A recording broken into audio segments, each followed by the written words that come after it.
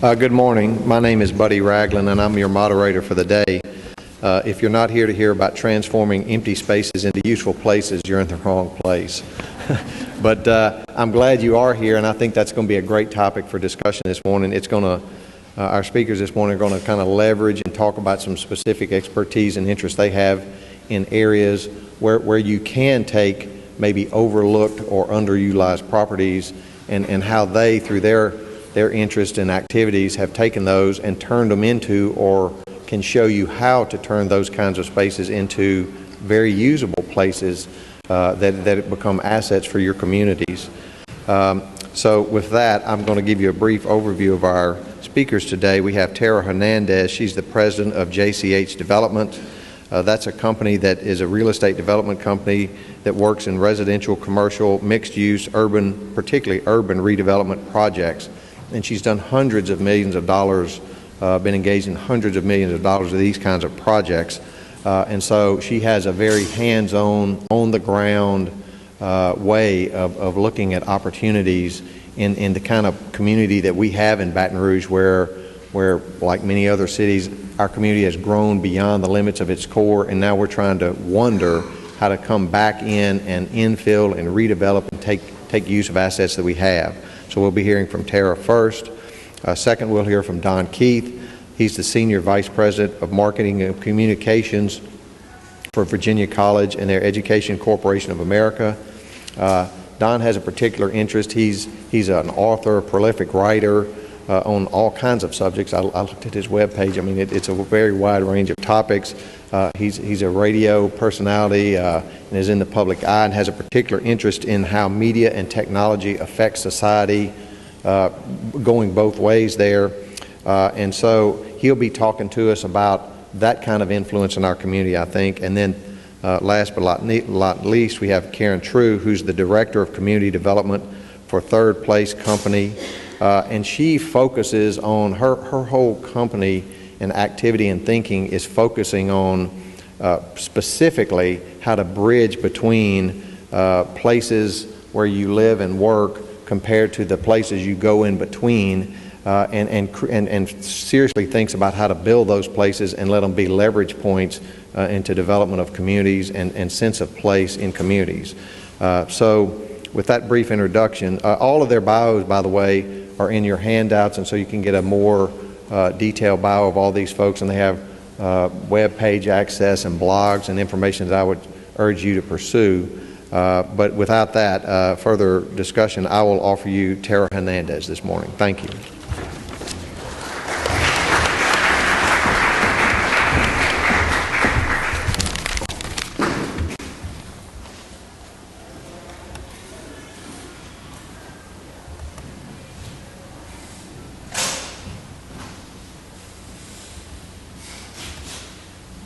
Good morning, and thanks for having me.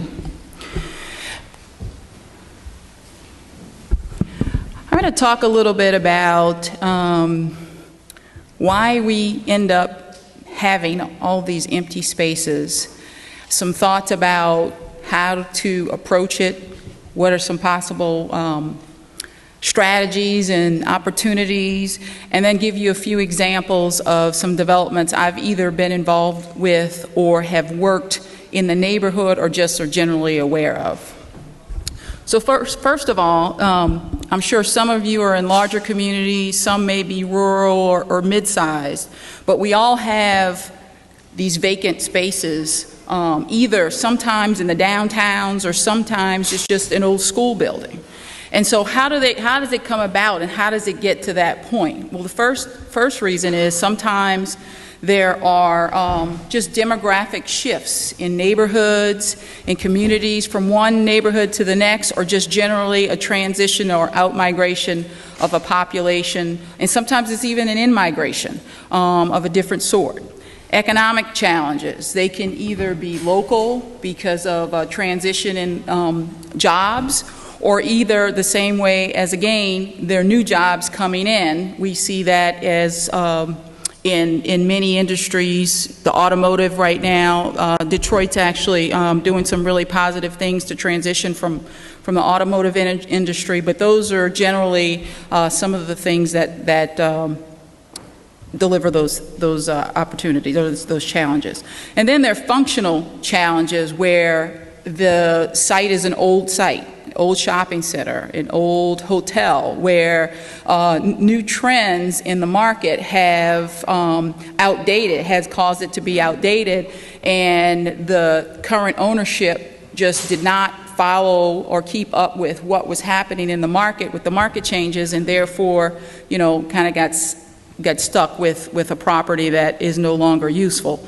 In addition to it, sometimes with industry moving, there was a former space that used, environmental contaminants of some sort, gasoline, and they left the market, they did not properly clean up the property, and now it is a challenge to have that site put back into commerce. Other times, there are changes of needs in the community because the community has grown, and sometimes it's just general market conditions with oversupply, too many people, and we've seen that with the condominium markets in Miami and other places. So, how do we approach these troubled assets or opportunities? First of all, as I mentioned before, they come in the form of schools. They come in the form of hospitals, historic buildings, old shopping centers, warehouses and manufacturing facilities, as well as department stores. I've seen lots of these, as I mentioned before, sometimes located in downtowns, right off of downtowns, or even sometimes it may be on the outskirts of the city or more suburbia. But they all can be seen as an opportunity. So how do we approach it? What I always try to do is take a step back and really understand why it has been empty, what the true challenges are, and what the possible opportunities are. Sometimes that can be specific to the building, and then sometimes in the cases of downtown New Orleans where the Charity Hospital is there, you can look at it from a district or even an entire city perspective, because sometimes you may be targeting new industries and you can incentivize the development that is your goal for your neighborhood, city, state, or whatever to target as a redevelopment effort. The other thing is, I would say, don't always think about the traditional uses. Think outside the box a little bit and dare to be different. And what I mean is, there are opportunities where if you're in a competitive environment, you want to make sure you market yourself or present yourself in a little different measure to be competitive. Because sometimes, like in New Orleans, where they're really trying to promote biomed, your market is not just the local, it is another city, perhaps. The other thing is, sometimes people and developers particularly may be a little hesitant to engage the community. And it really depends on the building, but for larger scale empty spaces, it's really important to hear what is really happening in the community, because you should not assume that you understand all of those dynamics. And so community engagement usually brings a few things to fruition. The other thing I would say is to pay attention to the architecture and think about innovation and sustainability. As I mentioned before, several of the buildings may qualify, or many of the buildings may qualify as historic structures, so there's some opportunity there, because it's very difficult today to recreate that, and that gives a neighborhood, community, a competitive advantage to have something special.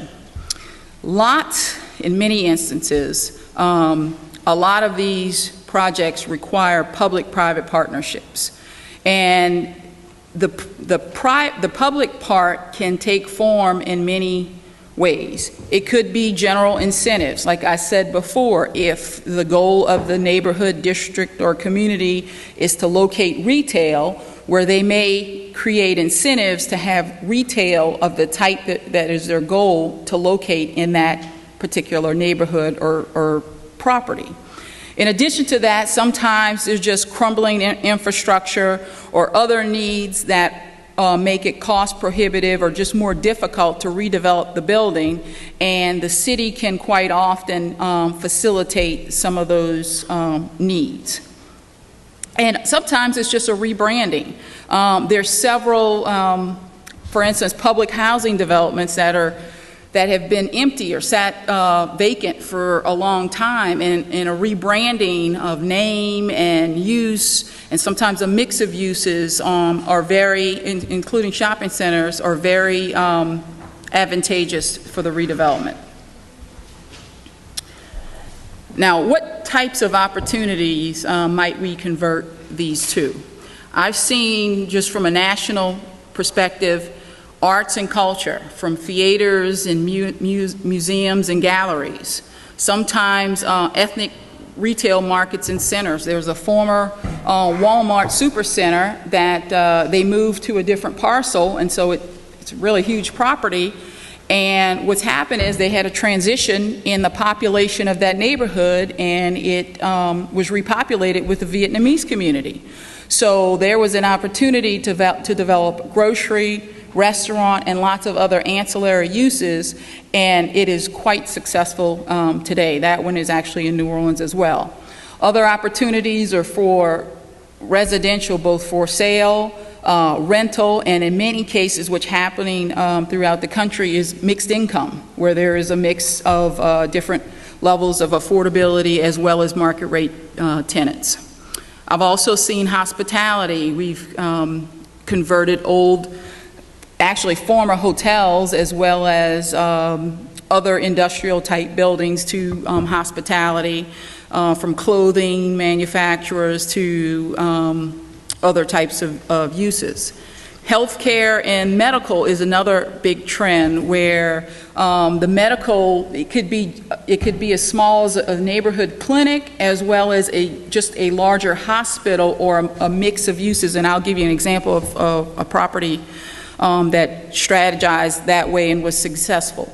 Educational, a lot of universities or training centers are now moving to former underutilized spaces, as well as sometimes institutional, government-related businesses are moving into these. And then ultimately a mix of uses, from residential, hotel, retail together, depending on the location to achieve it. So how do these work? I was involved with the transformation of this almost 450,000 square foot building in a neighborhood in New Orleans that manufactured cans for paint, Coke, and coffee, and there was a transition in the way that coffee was packaged, and so it went from cans to being vacuum packaged, and so there was just really no use for this facility because the operations consolidated and it sat vacant for close to 10 years. The city did not want to tear it down. It was a historic building.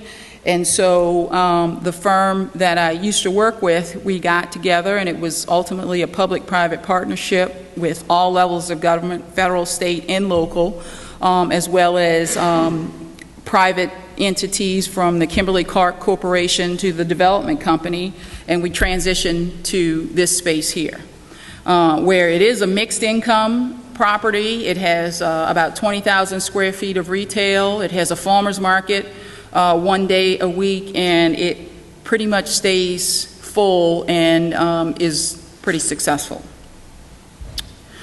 Another project, and you'll hear from Don in a second, is 2 local shopping centers. Cortana Mall was one of the prominent malls in Baton Rouge. They suffered with economy and then newer malls with competition. And so a former space of one of the larger tenants is now Virginia College, or will be, with 800 students. And that It's one of those non-traditional uses going into retail and causing, creating a positive opportunity. But Don will tell you a little bit about that in a few minutes. And then Mall of Louisiana here has some out parcels, and the former CompUSA is being demolished, and it's going to be almost 8,000 square foot Red Lobster restaurant. I think there are also some of those out parcel opportunities happening at Cortana with the Sam's Club coming in, and it was another one I can't remember right now. Another unique transition was Jackson, Mississippi. Their first mall, 900,000 square feet, so you can imagine that's pretty good space. Just another mall opened across town, change in demographics, just the newer product, and the other mall just became more competitive, and it was really a challenge with the location in the community. And so this transition actually came out of a community effort where some local doctors decided to purchase the mall and transition it into a medical mall. And what they've done there is they have several medical schools, restaurants, healthcare businesses, and an ambulatory care and cancer center all on the site. And they also have community facilities, and that's where they really worked to have some things that would accommodate and have them seamlessly work with the community. And they even open at 4:30 in the morning for people who are interested in walking, because we know people like to walk in the malls these days. And so I think that the important thing is to take a step back and look at it from a bigger picture and not just be as myopic, but also scout out opportunities and incentives that are local, available in the market. For instance, for historic properties, there are both federal and state historic tax credits available in Louisiana. There's a national program, the New Market Tax Credits, for some businesses. Some things are excluded, but many things are eligible.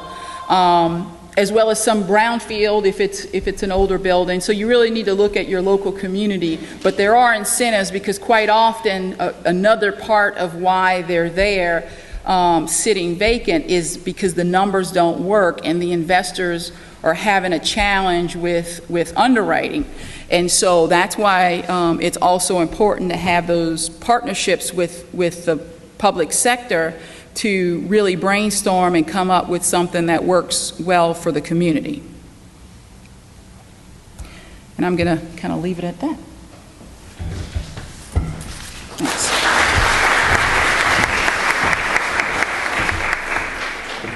Well, we'll move right along to our next speaker.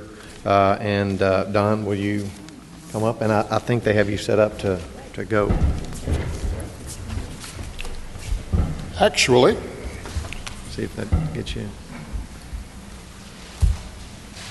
I didn't know I had to drive.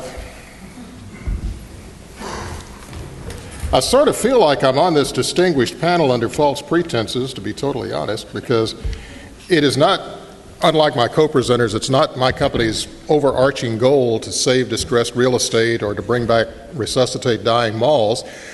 That just happens to be a very serendipitous side benefit of what we do. What we're really about is transforming lives through education. We're 16 Virginia College on-ground campuses, an online school that's now approaching 7,000 students worldwide. We have Golf Academy of America. We just opened a very interesting concept school in Denver called Ecotech Institute. Our goal there is to prepare people for jobs in the green economy.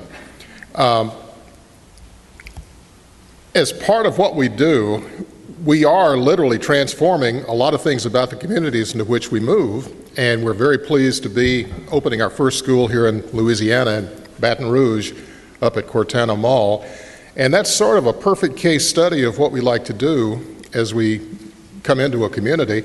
Part of the presentation here, because I'm a lazy so-and-so, I ripped off some of the slides that we actually use to show to potential chambers of commerce, employers, city officials, state officials, as we're proposing to move into a new market. We like to inform them, partly to get their cooperation and partly so they'll welcome us with open arms. We like to talk a little bit about the sort of transformation that we're going to make, not only in those students that are going to be educated in our schools, but also the economic status and the retail climate of the communities into which we typically move. We're going to change the workforce in a very positive way, and we really do change lives through education. I can't think of, except maybe medical, any other business where you're able to so fundamentally change the outlook of somebody's life as you can through education. We typically open with schools that have very small class sizes. This sounds like an ad. I'm sorry, I'm an ad guy. Flexible class schedules. Our instructors are not tenured professors. Not that there's anything wrong with that, because we're an alternative to traditional education. These are typically people who work in the field in which they teach. We offer financial aid, good old government money. Our labs, our software, our classrooms, all those have to be completely up to date so that we're able to prepare our graduates for exactly what they're going to encounter when they get out in the workforce. And we only teach programs in which job growth is expected, which is a novel concept. We don't have a philosophy department. We don't teach Shakespeare or music appreciation. Thank goodness there are schools that do. Thank goodness there are schools that serve that purpose. Our whole thing is to get people ready to go into the workforce.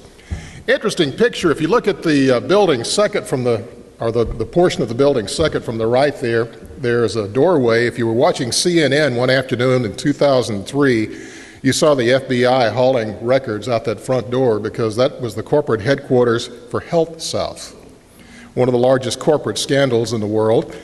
The former CEO is serving time in the big house over in Texas right now. But that's our corporate headquarters in Birmingham. Our primary schools across the bottom there, Virginia College, Culinard, the Culinary Institute of Virginia College, Ecotech Institute, and Golf Academies of America. Culinary is actually a big area that we're getting into more and more, and we hope to, subject to regulatory approval, at some point have a culinary school here in Baton Rouge as well as part of Virginia College. That's where we're located. Won't go into a lot of detail on that, but we like to show government officials and employers that we're big time. That map says it. Here's where we have impact on the local economy. Typically, at a school like Virginia College in Baton Rouge, we're going to invest between $4 and $7 million just in building out that facility and in the fixtures and infrastructure that it takes to prepare it to be able to start enrolling students. We like to have campuses that are between 1,000 and 1,200 students, and we think the Baton Rouge campus will be close to 1,000 at some point. If it gets to the point that it looks like growth will sustain more than that, it really goes against our whole philosophy to try to go to 2,000 students in the same facility, because we end up with 50 people in a classroom instead of keeping it below 20 like we do. So we'll just open another school in that area. Most of our students do come from between 20 and 25 miles within that range. We're not a big commuter school, but we don't have dorms. We don't have a football team either. Most of our campuses carry a retail side effect. We have cosmetology schools, and subject to regulatory approval, we will have cosmetology here in Baton Rouge. We typically have therapeutic massage at our schools, and we offer those either a salon and or a therapeutic massage clinic as a retail outlet. If we open a culinary school, we'll open a restaurant there at the mall, and we've leased enough space to be able to add that, and that'll be a student-run facility. We offer healthcare reimbursement and medical billing and coding, and we typically will open a retail establishment to serve small medical practices with billing services, a lot of that work being done by the students for real-world practice. We pay sales tax on all that stuff, so we're actually contributing to the tax base of the area. Of course, even though we don't teach Shakespeare or music appreciation, we do teach some programs that will definitely raise the educational level of the community. We're big in healthcare, medical assisting, surgical technology, medical billing, healthcare reimbursement, medical office management, and those kinds of programs. The program mix depends on the employer demand in a particular area. But those people are going to graduate, and you'd be shocked. I love to do this at graduation exercises. We ask them, how many of you are the first ones in your family to finish college? And 90% of the hands will go up, and the rest of the audience just goes wild because they're so proud of what those people have been able to do. We also become a major employer.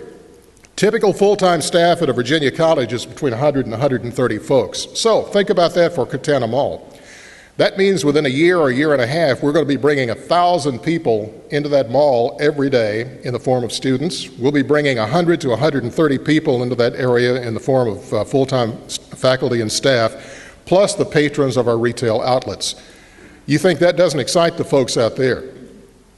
I was pleased to see an article, and I was not even aware of this, and I saw the news article last week, that the mall has now signed 3 new clients since we signed our lease to move in. That reverses a very disturbing trend. We won't take full credit for that, but it certainly didn't hurt.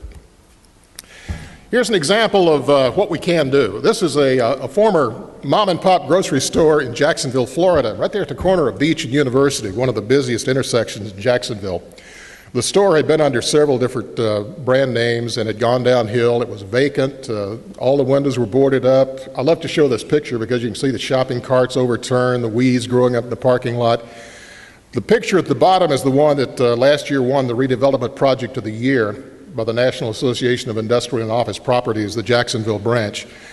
We designed this building, by the way. We have unlike most companies, our facilities department is in the marketing department because we realize how that building looks and how that building functions is an important part of the services that we have to offer. So marketing runs design in the case of our company. That's not necessarily always the best way to go, but it sure works for us. And that turned out to be a great looking building. Here's Chattanooga. This was those of you who might be familiar with Eastgate Mall in Chattanooga. It's really a dying mall. It's on the list of dying malls. We were one of the tenants who moved in, and in the meantime, they've done a very good job of changing the use of most of the properties in that mall. We took this old, basically a strip shopping center thing, put a whole new facade on it. We've now got a therapeutic massage center, and we've got a cosmetology salon operating out of there, plus 1,200 students in that building every day, and it's really made a huge difference there. Birmingham, typical office park location there on the left. That used to be the Bell South headquarters building, believe it or not. We actually moved it over to basically a strip mall. We took about a third of that mall over the years, and now we've got about a third of it.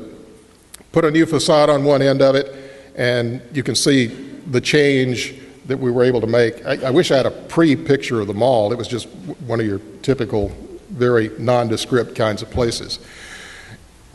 Percy Singleton, I stole this right out of the news article last week. He says, it changes the mix of clientele we currently see, and that's talking about a non-traditional use like a Virginia college. Filling that space will also increase the amount of traffic to the area. On a daily basis, we'll have both faculty and staff as well as students. They're going to want to eat and shop and do all the things that you do in a mall by moving in there. That's a rendering of what it's going to look like there at the bottom. This is one of the slides for the chambers of commerce and employers and business officials and that sort of thing. We change a lot more than that. We're going to raise the educational level of the area. We're going to provide a very positive student experience for the folks who choose to come get educated in our school. We offer them a very fast track to the workforce. Everything they take is going to apply to what they're going to be able to do on their jobs. We have a strong emphasis in our schools on work ethic, the soft skills. A lot of schools do a good job of teaching people how to take blood pressure or blood sugar. We do a good job of teaching people how to show up for work and how to dress and how to do a resume and how to conduct a job search. If we got an 8 o'clock class, they're not there at 8:01, they're in danger of getting locked out. If they don't come to class, we call them and ask them why. We contact every single student every time they miss a class to see why they can't come. We work very closely with employers. All of our programs have advisory boards made up of employers in the industry, and we design the curricula based on what they tell us they need for their employers. And we have a full-time, fully staffed career services department. I went to a school that has a placement office. I never heard from them. I've called them a couple of times. They didn't return my call down through the years. We have a career services department that starts working with the students from the very first day of class. They come in and do a presentation. Here's what we're going to prepare you to do. Here's how you're going to start working on that resume. And you'll be doing mock interviews in your first quarter as they start looking for jobs. More sales pitch on our career services stuff. We're not a competitor to LSU. We don't pretend to be. We're not a direct competitor to a community college. They have a very vital and important goal. What we are is we're an alternative. We serve adult students who are looking for the most direct path to a new career, one where they can greatly improve their standard of life and be a much bigger contributor to the community. We're going to transform financial and retail climate any place we move.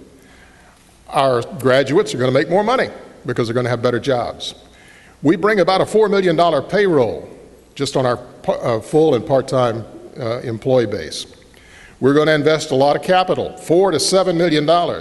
We're going to become a valuable tenant. We do typically look for underutilized real estate. We love big boxes. We love abandoned Walmarts and Kmarts, Toys R Us. You know what? There are a lot of them out there right now. Have you noticed? There's a lot of abandoned big boxes out there. One of our great frustrations, and maybe you folks can help work on this, to make the math work, and I think I got a slide on that somewhere along here, but to make the math work, we typically would want to go into a facility with the landlord providing about $1 million worth of tenant improvements. What we're running into is a lot of, and we're glad to pay that back over a 10 or 12-year lease that's solid as a rock, but the problem is a lot of landlords can't go into a bank and borrow $1 million nowadays, even with a 10 or a 12-year lease sitting there to pay it out.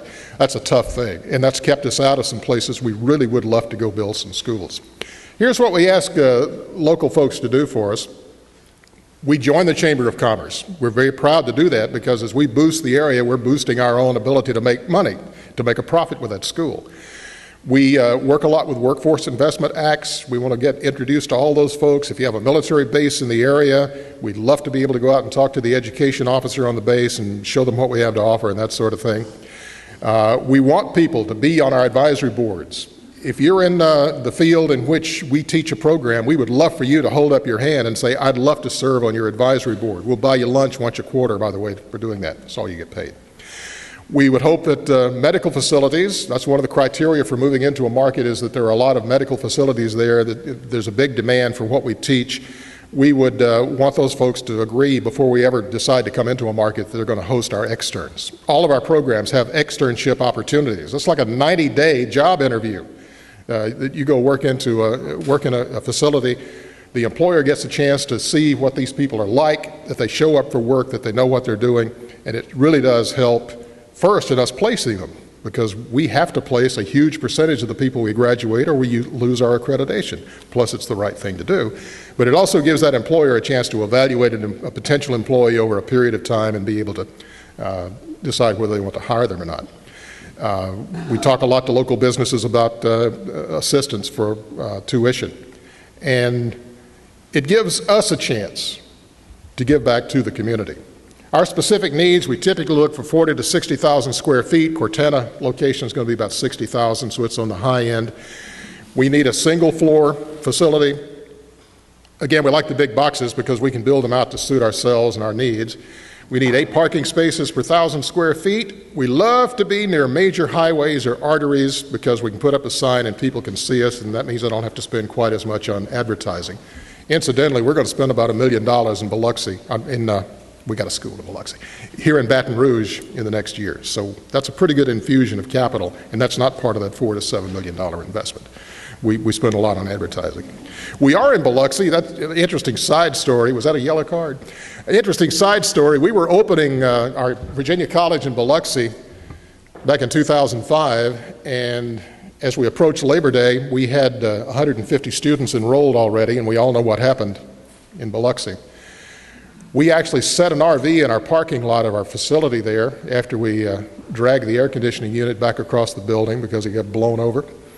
We were able to contact enough people that in November, after Katrina, we were still able to start over 100 students at our school there, and it's now close to 1,000 students. It's come back nicely. The city still has not come back. I don't know if you get a chance to get over there, but slowly but surely it's making a comeback. We look for an initial term. This says 15 years. We'll do 10 to 12 to 15, depending on what the price will bear. We love to have an option for more because we're here to stay. We're not fly by night. We're going to be here for a long time. And we have our own folks that do the design. We have a contractor that designs, that works with local contractors to subcontract to come in and do the work. And what we're trying to do is form a very strong partnership for the future with the folks in the local communities, with Virginia College and Education Corporation of America. And I welcome some questions when we finish here. Thank you.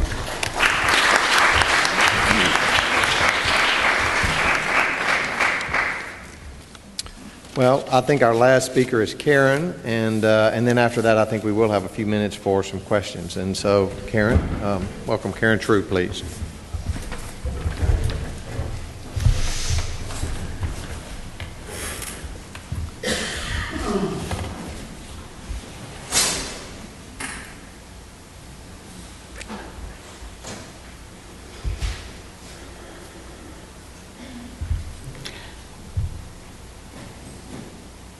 Oh, this is an earlier version of PowerPoint. My happening is cool anyway, right?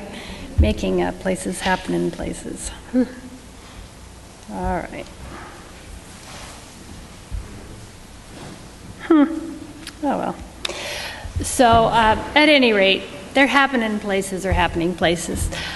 So thank you for inviting me. I'm really quite honored to be here. And what I'm going to do is I'm going to tell you about 4 of the different models we have in Seattle, in that other corner of the world, where we've kind of been playing around with how we can get the community involved in using spaces and energizing them.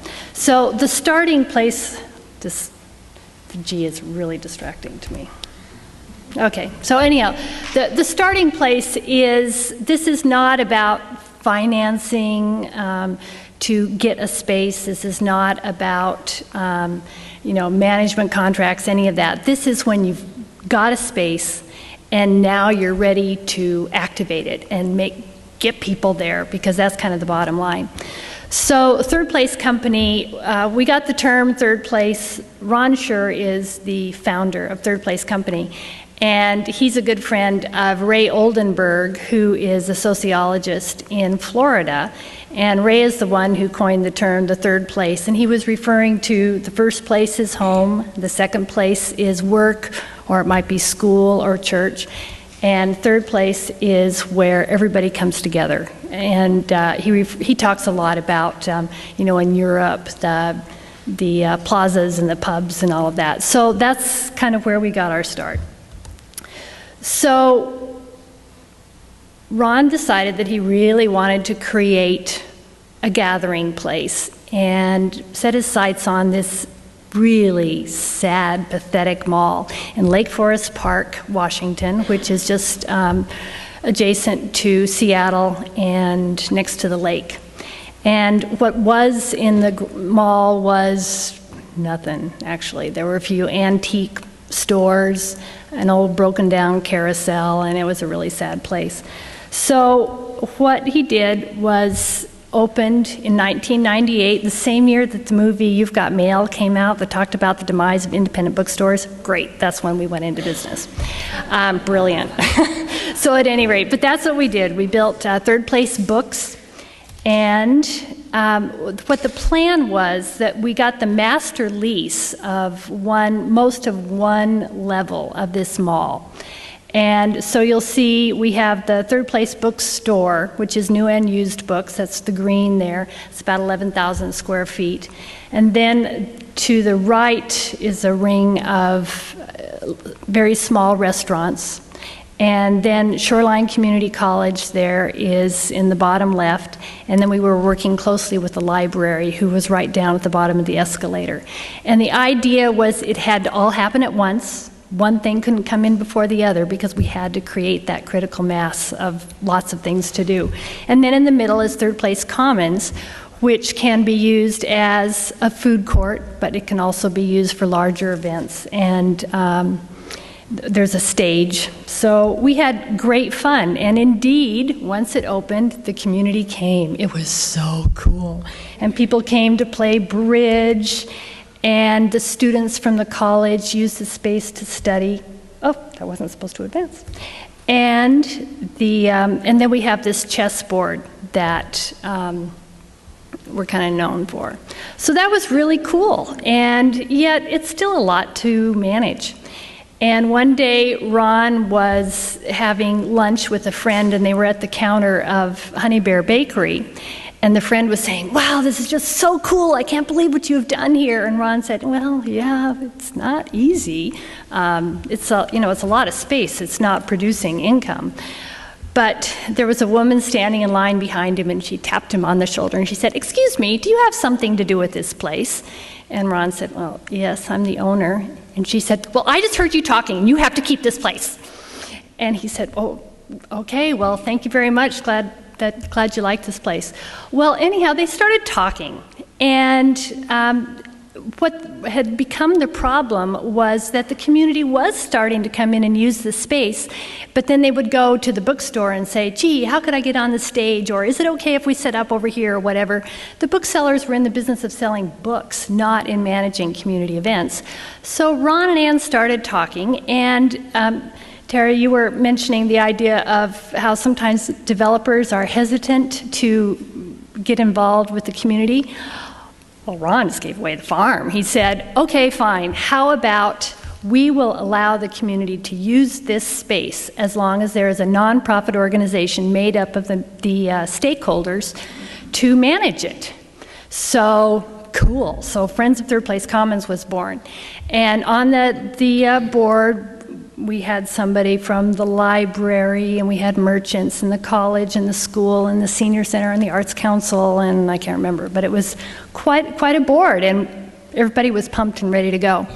So we stumbled a bit, and one of the first lessons we learned how you can burn out board members in a hurry, because we said, "Okay, Robert, you come up with something for Halloween, and Roz, you do something for Valentine's Day," and anyhow, that was just so wrong.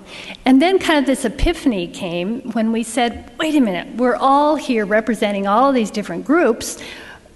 Lots of people could benefit from this space, so let's just try being the conductors. We'll just kind of say, call us, we'll put you on the calendar, kind of help you set up and see what happens." Well, it's sort of exploded. So the Family Center brought Playtime, which is an incredible program. The school started using this space as a performance space for all the bands and poetry slams. This was a presentation that some history class brought. The Scouts started using it for Pinewood Derby. The Senior Center brought Mahjong, and it was very cool because people came for Mahjong at Third Place Commons, and then they learned about the Senior Center, so then on Thursday they had lunch at the Senior Center. The hospital brought the health fair. We also worked a lot to connect people. So Group Health Hospital wanted to have a big event and have a pediatrician talk about the benefits of reading. Well, once you get connected into the community, you kind of realize who the other players might be who would be interested. So we told them, well, what you need to do is bring in the library to talk about books, bring in the YMCA to do some activities, the bookstore threw in Clifford and some authors to sign books, and so it's a bigger event with bigger impact. Every dance studio within miles wanted a place to perform for their families and friends. The teens came to play their magic card games. The public safety folks loved a place where they could be the good guys and bring Dakota. We all love Dakota the dog. Nonprofits could come tell their stories. And the community is able to use it for community gatherings and conversations. On occasion, the King County councils even had meetings there. The city council, lots of times when there's something really big, instead of having their meetings in the council chambers, that's kind of intimidating to some people. So sometimes they just bring it out here into the commons. And it's been fun. Oh, we have a blast with our local musicians. These are kids. They probably wouldn't like me calling them kids, but they started with us when they were in high school. And now they're on a world tour, and we love it because they can tell the world that they started at Third Place. Don was one of our regulars, and before he died, he made darn sure that we all knew that the gathering after he died would be at third place in this tacky meeting room. It's just kind of this extra space, but it's kind of what we're all about. It's about families and intergenerational. I'll tell you a secret tip that I learned. If you have an event for young children, they bring their parents, their siblings, their grandparents, aunts and uncles sometimes. When they get to middle school, it's usually just parents and reluctant siblings, and then by high school they're driving themselves. So it's kind of nice to build your audience. We love to do things where the people who are performing are bringing their own audience. And it has to be a cool place, and we love it that these guys think it is a cool place, and that it is a really cool place where mom and dad will let them go, and mom and dad feel okay about it too. So at any rate, it's been great, and then the bookstore continues to do what they've been doing, and instead of using all of their marketing dollars on ads and typical advertising, they pay for a band every Friday and Saturday night, and of course they continue to do author readings. We have small spaces where we can do intimate readings, and we have the great big space. That area is actually the commons, where usually there are the tables, and I can't help it, please forgive me, but I have to do name dropping. This was John Irving and Hulk Hogan happened to be there at the same time the other night, and John Irving, of course, knew Hulk Hogan. Hulk Hogan did not know John Irving, but John Irving used to be a wrestler, and so he was just thrilled. So they posed Hulk Hogan's arms like that. And, okay, this is shameless, but we had Paul McCartney, and that was really cool. So when he was doing a children's book. So at any rate, but it's a space where we can have, you know, the preschool down the street and Paul McCartney. I mean, it's a really interesting space. This organization, pretty soon the community knows this organization is the one that gets stuff done. And so they came to us and said, we really want a farmer's market. And we said, cool, we'd shop there too. That's a great idea. And they said, no, you need to do a farmer's market. Okay, fine. So we applied for a grant. We did not get it, but we decided, we'll try it anyway since the community's there. So we have just a wonderful farmer's market. And we do the same third place thing out there. We have community organizations involved. We get kids involved early so they can learn about community service. All the funky, weird things happen there that happen inside.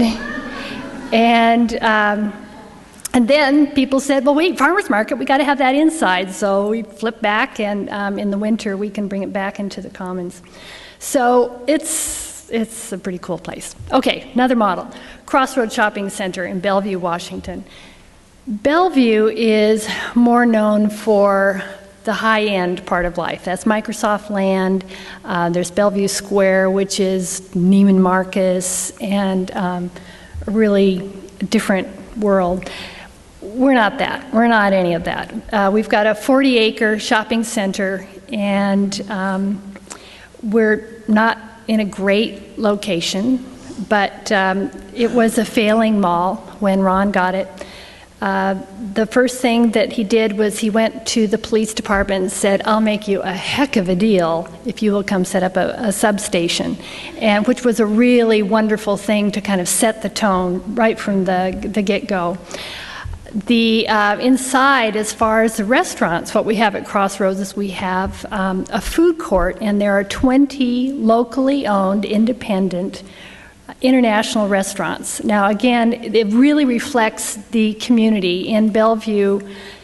At least a quarter, and now they're thinking it's more like a third of the homes speak a language other than English in their homes. So it's a very international community, and the socioeconomic diversity is tremendous there.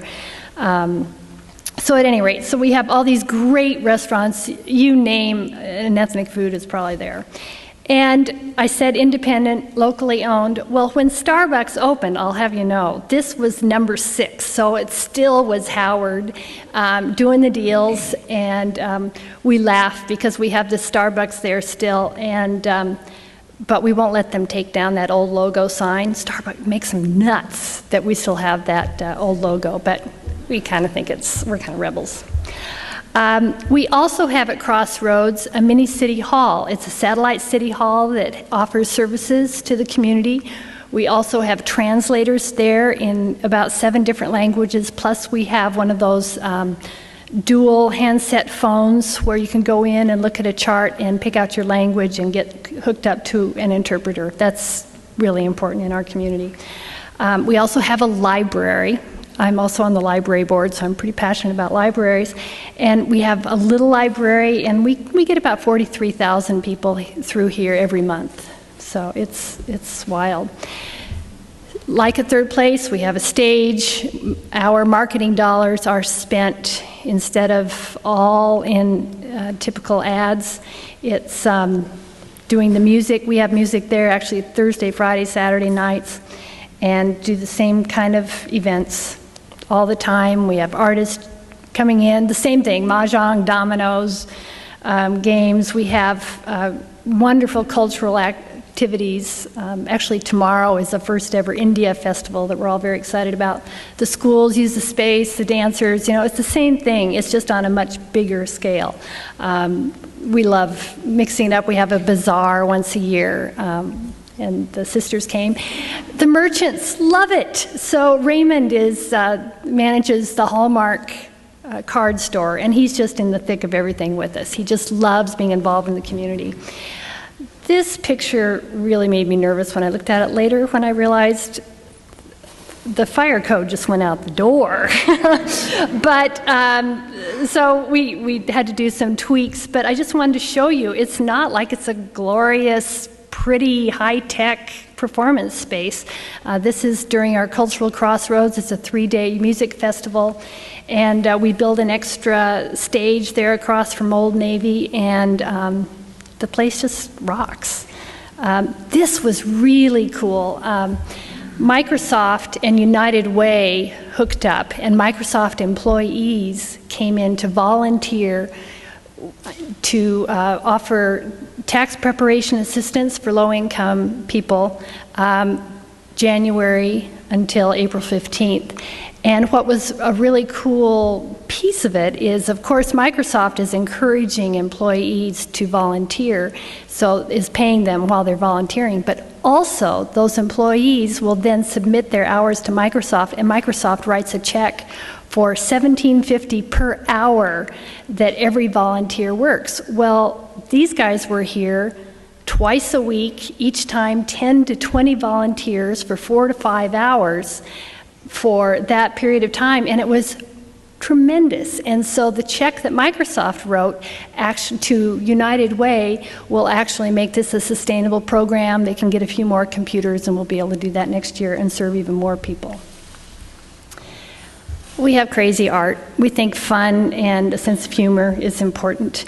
We also have this space of this plot of land where we knew we wouldn't be doing anything for a while. And so the City of Bellevue really loves the community gardens. So we went to the City of Bellevue and we said, okay, you guys, here, you guys can have this acre. Actually, I don't think it was an acre. It must be half acre.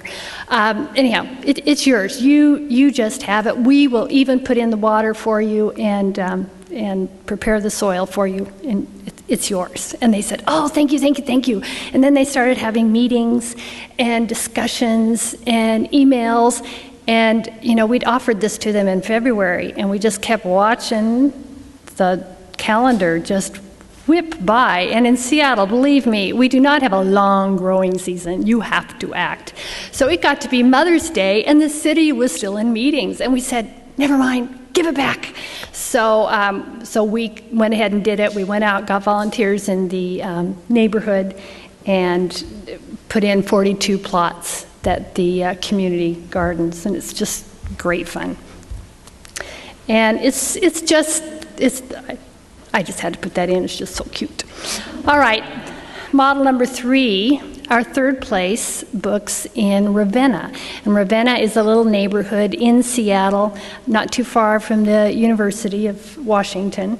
And it's kind of our micro model. It's a bookstore, again, new and used books. There's a little Greek cafe, and then underneath we have a really wonderful pub with the most incredible woodwork. Again, on a much smaller scale, we work with the community. We have, in the pub, we have Science on Tap the last Monday of every month, where a scientist comes in and gives a talk, and then all the science geeks can talk and drink beer and talk science.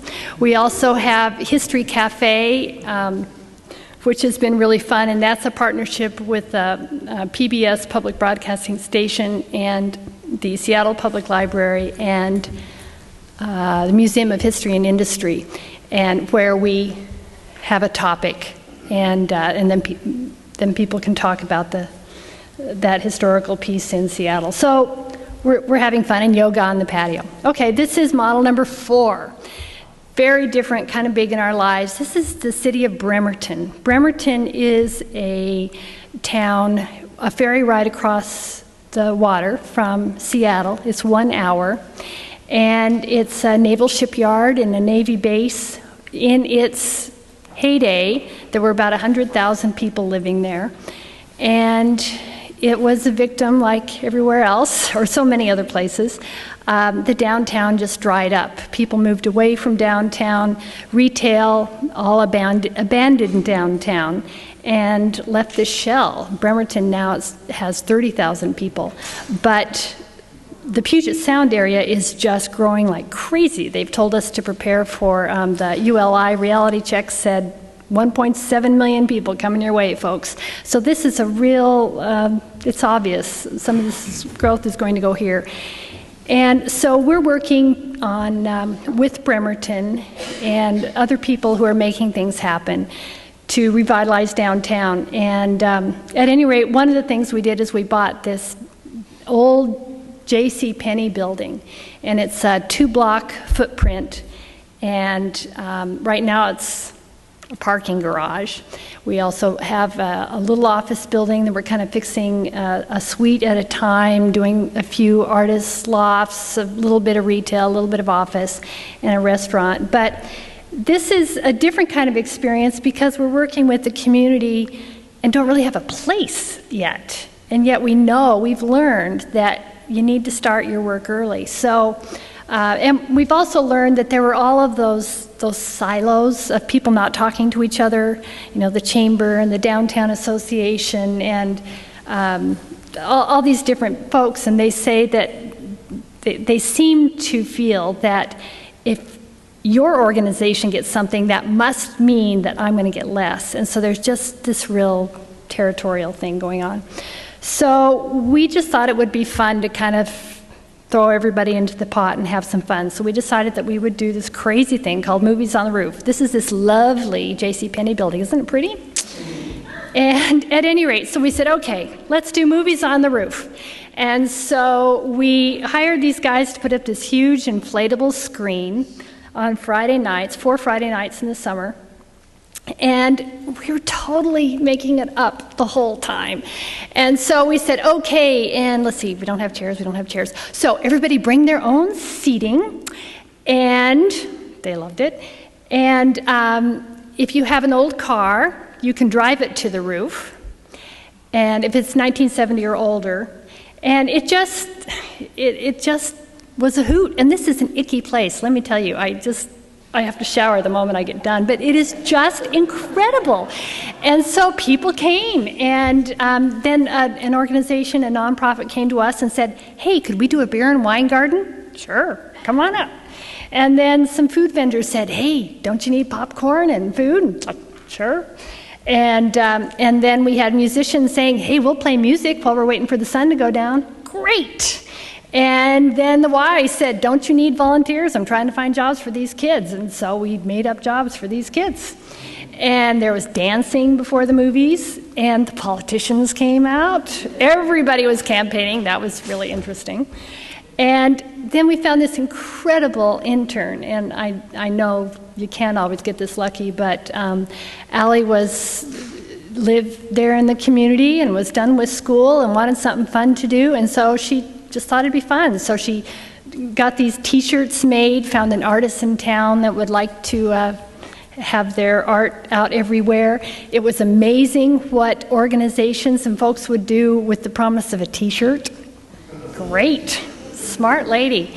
We also started doing a lot of cross-promotion. We wanted to support, we belong to every organization in Bremerton and try to support them. So across the street from us, right before our event, our concerts on the boardwalk, and they weren't getting very much attendance, but getting that critical mass thing going again was really helping. And you can see the ferry in the background. It is a pretty place. And this is an art a show that a bunch of artists put on in a vacant space. You know, we're trying to do more of that kind of thing in Bremerton. So it's been very, very fun. So we're just trying to keep the energy going, even though we don't have a place yet. Very different. We're experimenting with the market. Frankly, that's not going really well. And one of the lessons we are learning is that when something doesn't work, bag it. So I'm not sure we'll see this particular market next year. But it does feel like it's all about saying yes. And, or, you know, and you can't say yes to everything, but we really want to try. We want, if people have a crazy idea, we want them to come to us and figure it out. And we'll see what happens. So we have been trying to figure out, we've just been in there and doing it. And so people are asking us, so how does this work? What makes these places happening places? We do think it's very important to have a committed, you've got to have committed partners. You've got to have somebody who's going to help you keep the lights on. That might be the landlord. Like at Third Place in Lake Forest Park, it took a while to convince the landlord that we were better marketing for him than the mailings he was sending out. And the city of Lake Forest Park does not have to build a community center. So the $20,000 that they spend to help make events happen at the Commons is much cheaper than building a community center. And you have to have a conductor. There has to be somebody there pointing, directing, inspiring, cheerleading, and being the host. That conductor has to train and model how it's used. They have to do big thinking. I can't tell you how many times we've said, okay, so here's a space. How could your organization use this to move your mission forward? And people will say, could we put up an information table? It's an option, but we like for people to think bigger and more exciting. And so it's really fun to work with those organizations. It's about connections and introductions. That conductor, since they know everybody in town, they can help make things bigger. Got to be nimble. It's like we got a call 2 days before the inauguration of President Obama, and we found out that everybody in the community wanted to come be together to watch that. Well, we didn't have a television feed, so we had to move fast because that is what happens when you become kind of the gathering place. You've got to have a place with many reasons to come. There can't be just one reason to come. Overlapping events are just fine. Don't be afraid of them. It has to be adaptable and comfortable. People need to feel okay about pushing tables together and moving things around to meet their needs. Free is nice.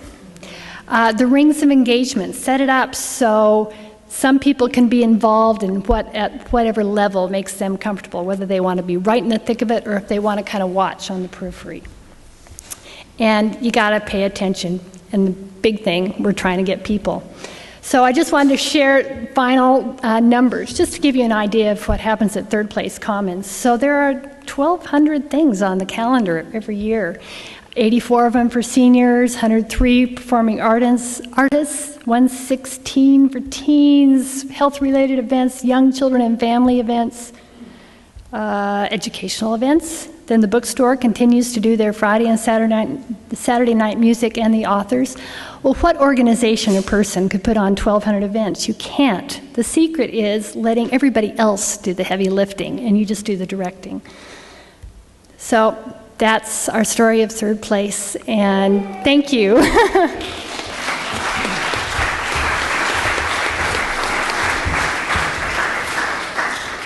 Well, I think y'all have seen 3 very diverse ways to think about spaces, and I think we have about 5 minutes, so maybe we can take a couple of questions.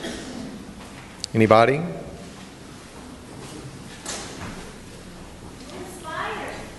Good, good. Actually, I was sitting here thinking of some places in Baton Rouge that maybe some of this could apply to. Yes, ma'am. Maybe anyone can answer this, but I guess it's Carol. When you're changing uses, has zoning been much of an issue, or is zoning easy to deal with? Usually, they're industrial or commercial uses, so you have some flexibility. For residential, it's a subset. What happens, though, is sometimes there are conditional uses or just slight changes that you may have to apply because of what you're going to be using, but it hasn't really been difficult. A mixed use would be different, accommodating mostly parking. Those are the challenges, especially for uses in the downtowns. For ones on the outskirts, they usually don't have that challenge, but just a mix. And usually the requirements, like in New Orleans, there's what they call a big box ordinance, so they recognize that they don't want as many parking spaces because they want it to be walkable, and so they have some mechanisms in place to accommodate it. And we've had a few places we were not able to go because we just didn't get cooperation or people just didn't want us there. Any other questions? Yes, ma'am. Third place, are you a for-profit or a non-profit? Well, bookstores are not exactly huge for-profit, but yeah, we are a for-profit, actually development. Any other questions? Well, if not, thank you all for coming, and please thank our panelists for the day.